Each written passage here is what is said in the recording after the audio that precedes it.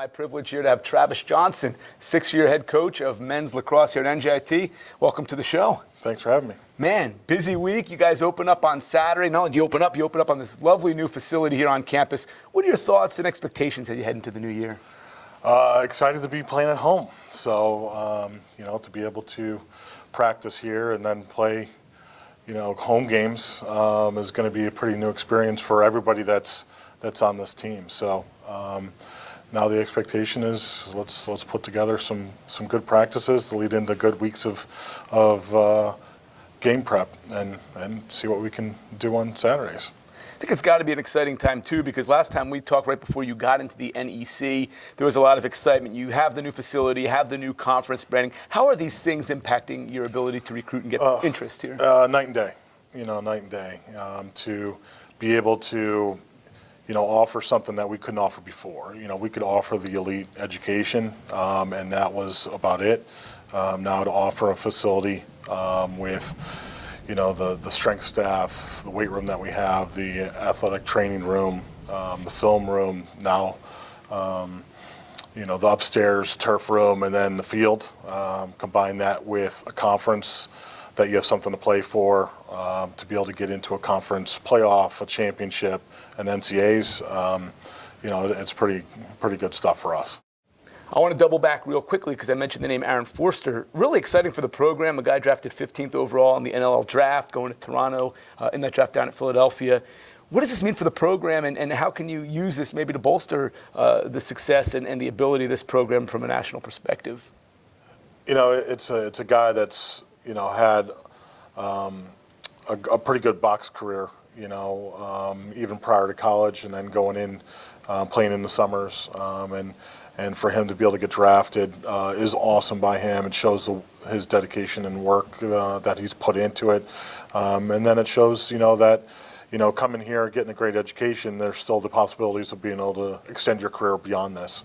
Playing lacrosse isn't gonna,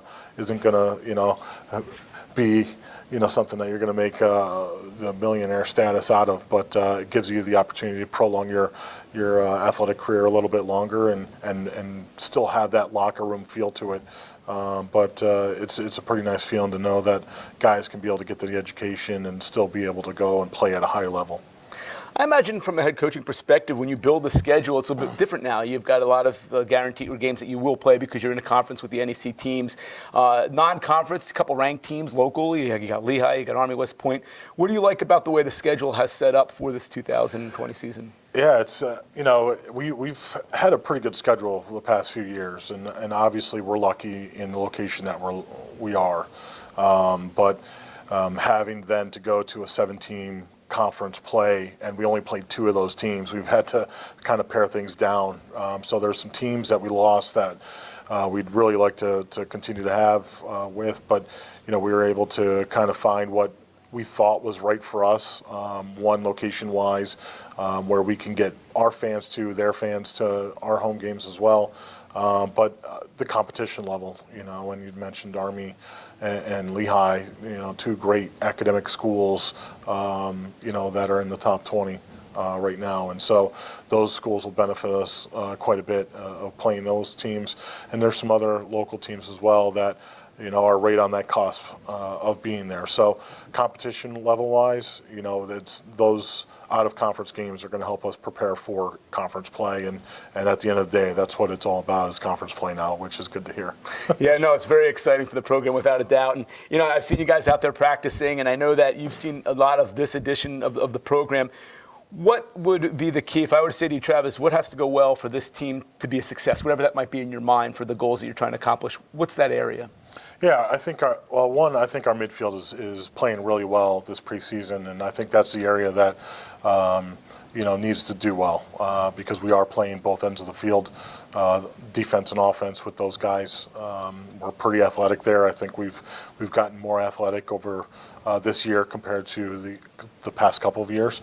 So I think that area has got to do well. But we're pretty excited to see what our face-off situation is. We got a couple of young guys. We got a transfer.